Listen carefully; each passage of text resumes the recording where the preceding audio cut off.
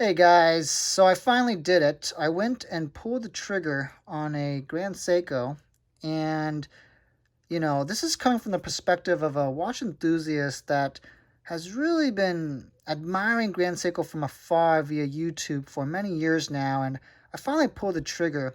This is a $6,300 retail watch, and most people will say, you've got to be crazy for spending that kind of money on a Seiko. Well, we're going to use this video to discuss why exactly it's worth it or not. Let's jump right into it.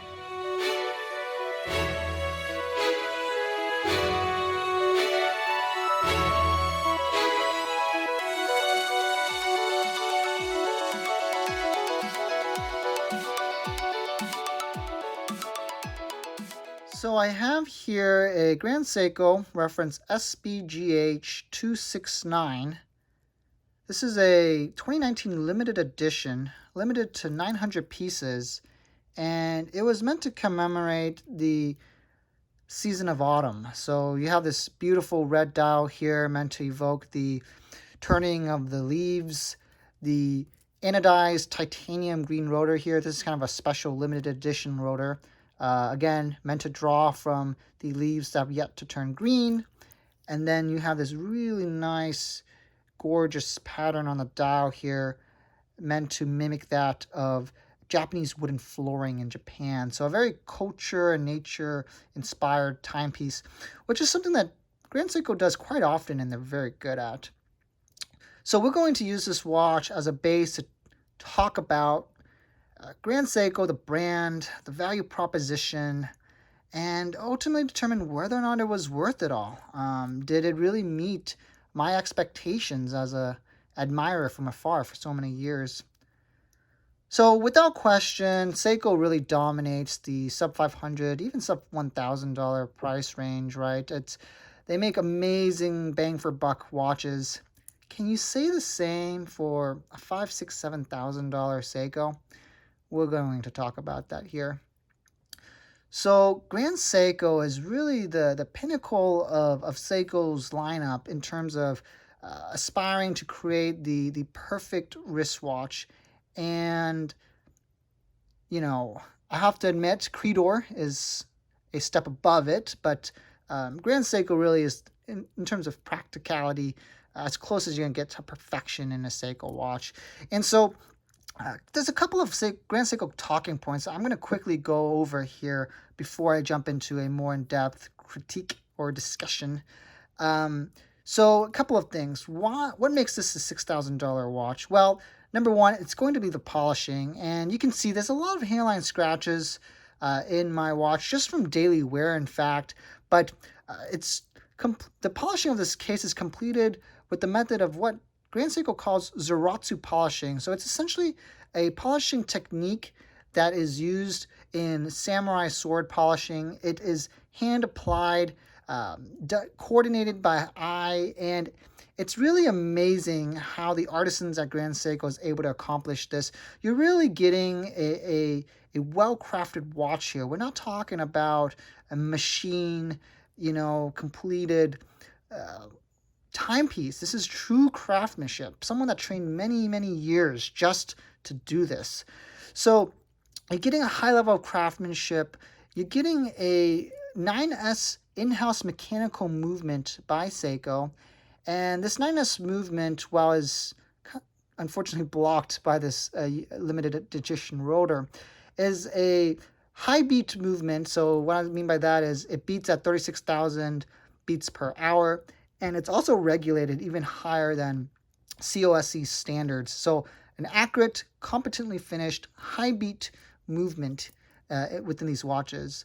Now, I would say the number one selling point for Grand Seiko has gotta be the dial. I mean, this dial, like many other Grand Seiko dials, is absolutely gorgeous. And it's almost difficult to fully admire it at the macro scale. You have to go micro.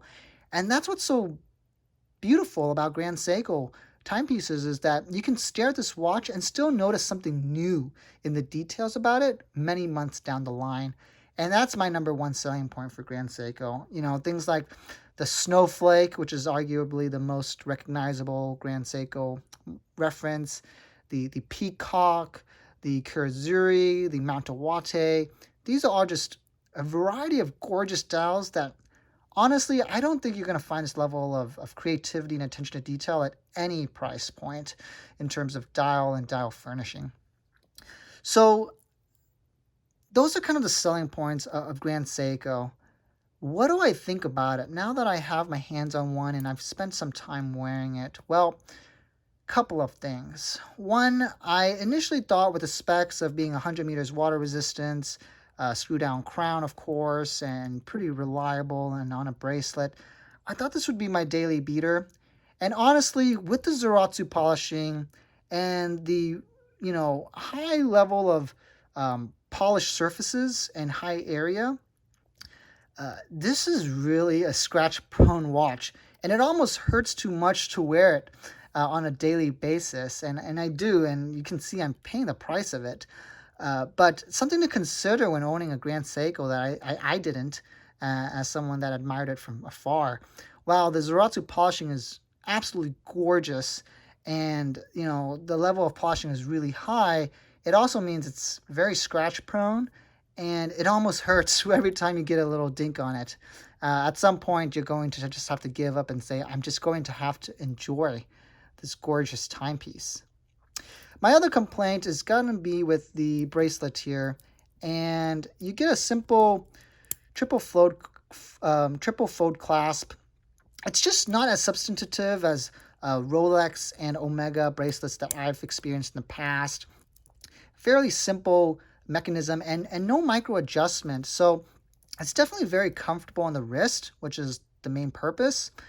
But I would say for a watch where you're trying to spare no expense to seek perfection, the bracelet's probably one factor that they kind of spare some expenses on.